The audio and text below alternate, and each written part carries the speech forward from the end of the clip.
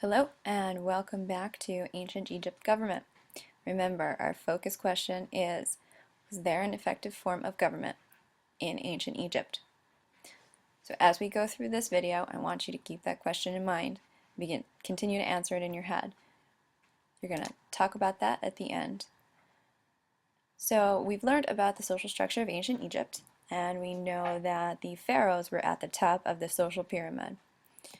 Today we're going to talk about some of the most notable pharaohs of ancient Egypt. But before we talk about each pharaoh, let's review how the kingdom evolved. There were three kingdoms in ancient Egypt. This is how the history of ancient Egypt is divided up. There was the Old Kingdom, which started about 2700 BCE and ended at about 2200.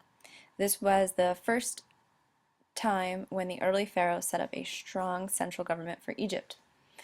This was also the time when the Great Pyramids were built so that they could be tombs for the early pharaohs. Starting around 2200 BCE, when the Old Kingdom ended, came the Middle Kingdom. During this time, Egyptians enjoyed great achievements, specifically in literature, art, and architecture. The Middle Kingdom was a time of prosperity, or great wealth and success for Egypt. Finally, we have the New Kingdom, which arose around 1600 BCE. During the New Kingdom, Egypt enjoyed peace and stability, and it also continued to increase its power. So the pharaohs of the New Kingdom, being powerful, began to increase trade and had huge monuments built for themselves.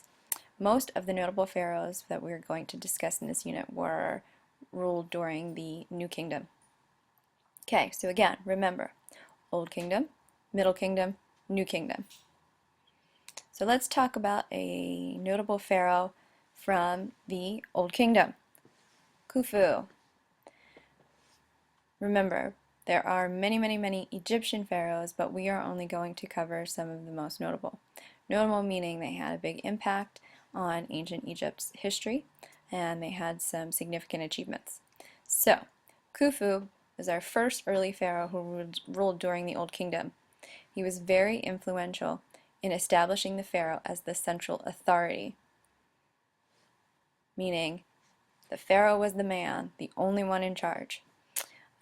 Taking power as pharaoh, he kept strict control over Egypt's food supply, as well as built up a large network of government officials to carry out his laws. So basically, he put his buddies in place so they could help him enforce his rule. He used Egypt's strong religious beliefs and declared himself a god. Basically, this made him very powerful because if he was a god, then what he said was law. During his reign, he had the Great Pyramid at Giza built, something you're probably familiar with, at least heard once or twice. Khufu was a very strong and successful leader, and he paved the way for many other pharaohs later on. Khufu is the one we want to remember from the Old Kingdom. Moving on to the Middle Kingdom, there was the great pharaoh Senusret. As I just mentioned, art, literature, and architecture flourished during the Middle Kingdom under Senusret's reign. During his time, some of the greatest works of Egyptian literature were prepared and written. In addition, Senusret had many temples, shrines, and monuments built or improved. He controlled all of the mines which contained gold, copper, and gems, making his kingdom not only wealthy, but also very well dressed. They had fancy jewelry that other civilizations did not have at the time. So when you think of Middle Kingdom, think of Senusret. So we've quickly moved to the New Kingdom. And moving into the New Kingdom, our first notable pharaoh was actually a female. Pharaoh Hatshepsut. Before Hatshepsut, no woman had ever ruled in Egypt. At first, she shared her power with male relatives, but eventually she took over as ruler. Once Pharaoh, Hatshepsut demanded the same respect that was shown to male rulers. Unfortunately, that didn't come easy. All of the women were technically not supposed to be pharaohs. So a lot of times he had to dress in men's clothing, and she even put on the beard, the fake beard that the male pharaohs war so that she looked like a man of Pharaoh and could have the same respect and strength, an appearance of strength at least. This picture over here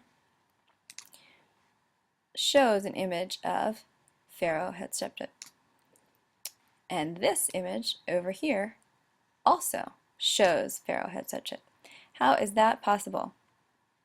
Well, again, trying to get the respect as all other pharaohs, a lot of times artisans were ordered to depict Hatshepsut as a man so that people would continue to respect her and think that she was strong. She ruled for quite some time and promoted trade with other countries. This made Egypt very wealthy under her reign. Like Senusret, she also had many temples, shrines, and religious monuments built or improved. But unfortunately, poor Hatshepsut was eventually overthrown by Thutmose III. Historians aren't quite clear whether he was her nephew or her stepson. Either way, he was not very happy and took over kind of with some force. Basically, Hatshepsut took over reign because he was too young to be pharaoh, even though he was supposed to be. As he got a little bit older, he didn't really like this scheme, and so he overthrew her. Not only did he overthrow her, he actually requested or ordered that all statues of her be destroyed. So our artifacts of Pharaoh Hatshepsut are pretty limited because of what Thutmose III managed to destroy. So, after overthrowing Hatshepsut, Thutmose III managed to expand Egypt's borders. During his reign, Egypt became very wealthy from trade and tribute, which, as we know from our vocabulary, tribute means payments that are made from conquered nations for the protection from the conquering. During Thutmose III's conquest, he enslaved many prisoners of war. Think about our discussion of Hammurabi's Code. Would you like to be a husband or a wife during Thutmose's reign?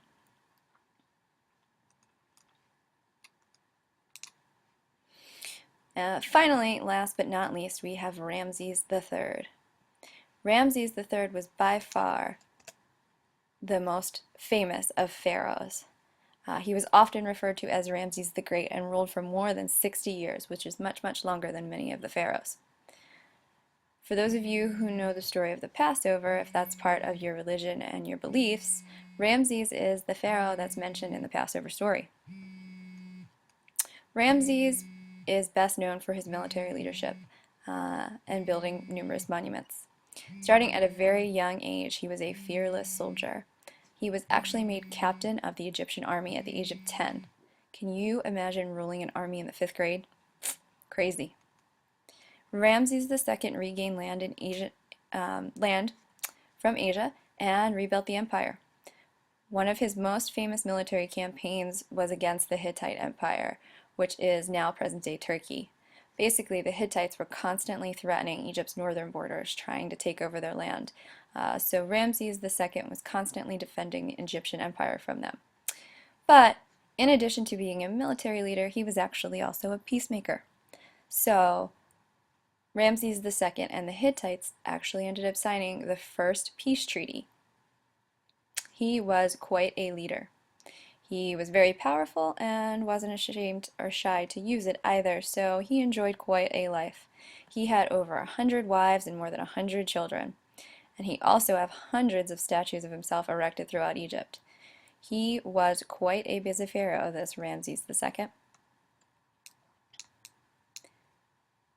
Okay, so I want you to remember, when we're talking about Old Kingdom, Khufu, Middle Kingdom, Senusret, New Kingdom, Hatshepsut, Thutmose III, and Ramses II.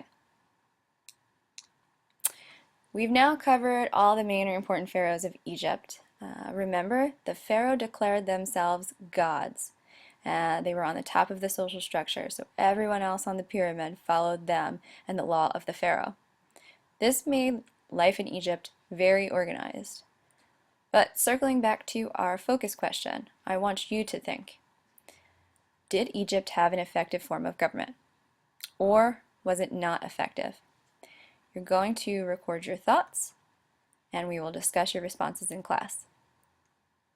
Hope you enjoyed learning about Egypt's government. Thank you for doing your homework, and I'll see you in class.